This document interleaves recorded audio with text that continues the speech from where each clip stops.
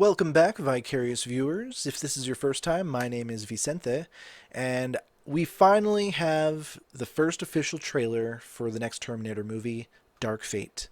And I'm kind of excited for this movie. I do have my reservations based on how poorly the last two did, but I'm hoping this one actually does good, and I hope they bring a good story to the table. But it does have some cards in its favor. I think it has a full deck. So, James Cameron back producing with David Ellison. I did enjoy David Ellison also bringing us Altered Carbon, which is a good show, and he also produced Annihilation, which I thought was amazing. Underrated horror sci-fi movie. I definitely recommend it if you haven't seen it. It also has director Tim Miller at the helm.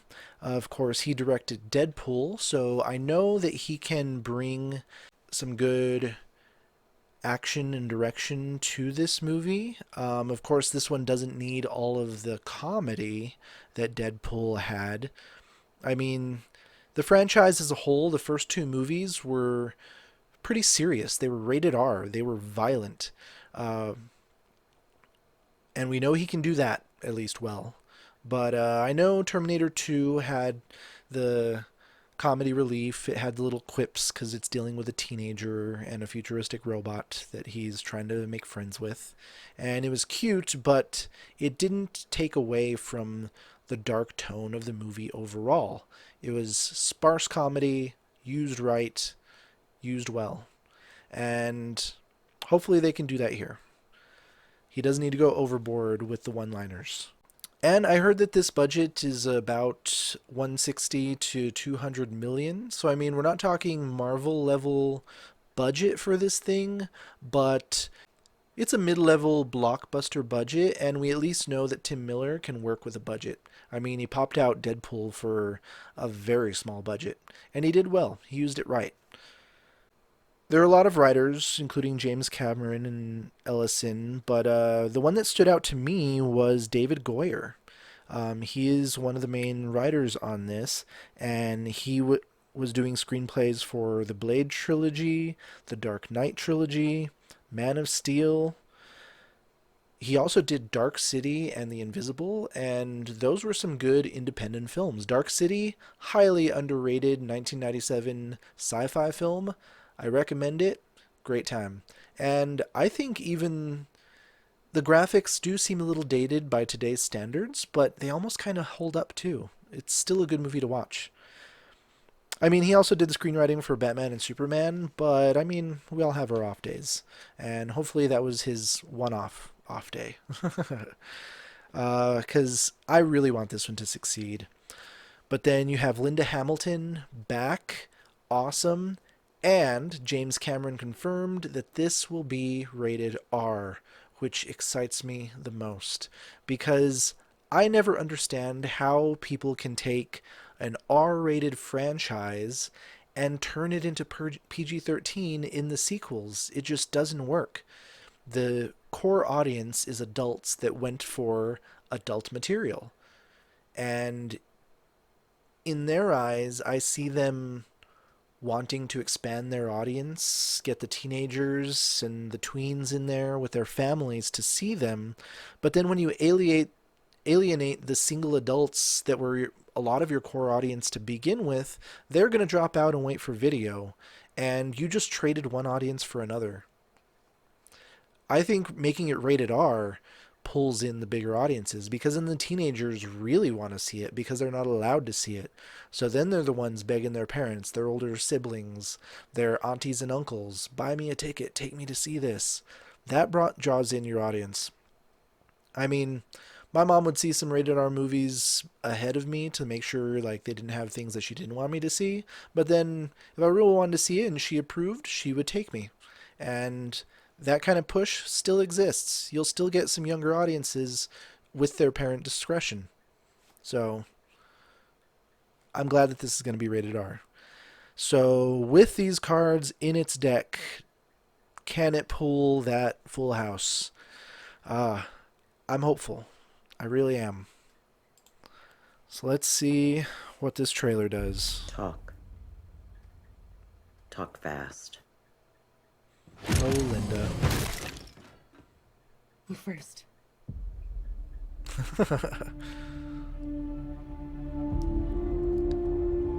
Not the biggest badass anymore, but still a badass. I also heard that this one's ignoring anything after 2. It was supposed to be Judgment Day. But I changed the future. Saved 3 billion lives.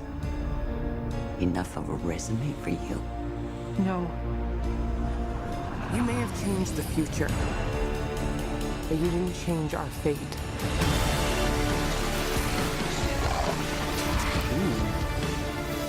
That's sick. I know you're scared, but I'm here to protect you. Never seen one like you before. Almost human. I am human, just enhanced. Why do you care what happens to her? Because I was her.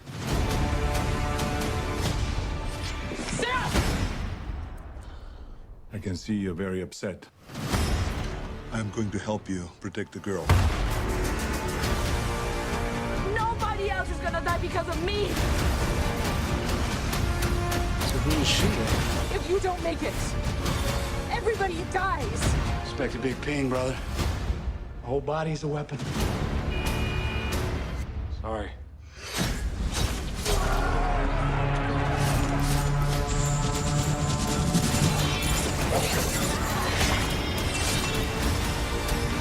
When this is all over, I am going to kill you. I understand.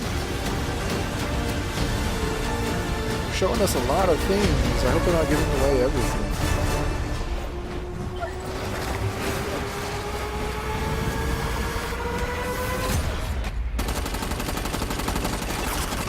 I know they always want to bring the hype, but less is more.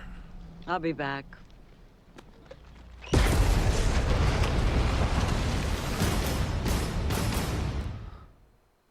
So she got the one-liner, but again, like I said, I hope they're used sparingly and they're used right. Because it's nice to cut the tension every now and then, but you don't want to completely shatter the tension either.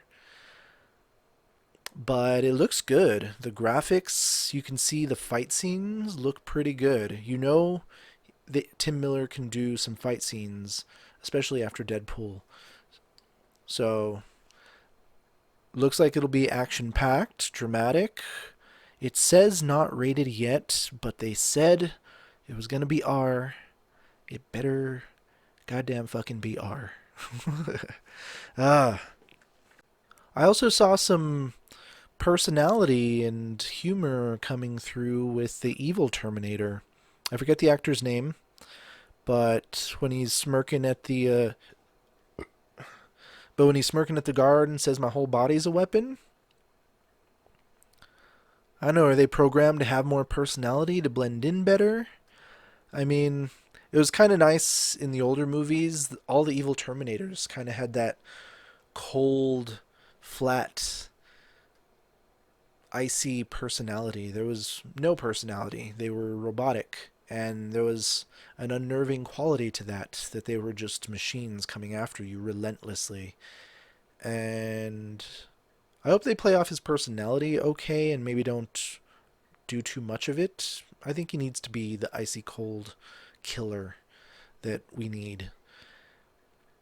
But I mean, they're showing the advancements with their technology, so to be able to blend in, I can see them needing to program personality, jokes, sarcasm, all of that.